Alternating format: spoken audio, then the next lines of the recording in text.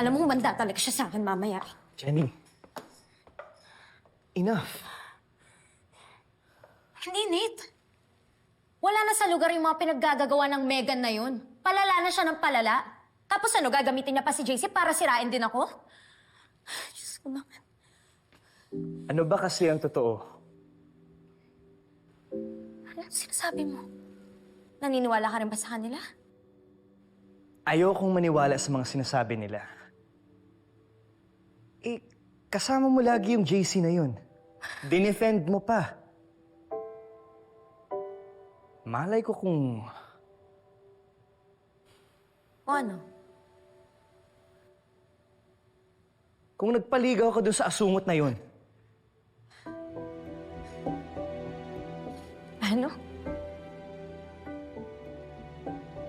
Naisip ko lang, Jenny.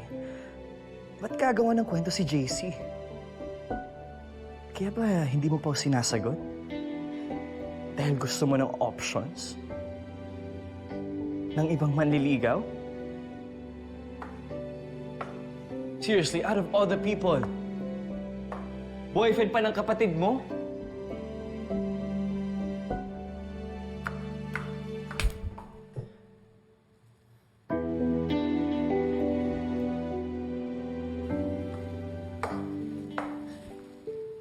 Huwag mo akong pagbibintangan, Nate. Kala ko ba kilala mo ko? Kasi kung talagang kilala mo ko, hindi mo ako pagdududahan ng ganito. I don't know, Jenny. Baka nga, hindi talaga kita kilala.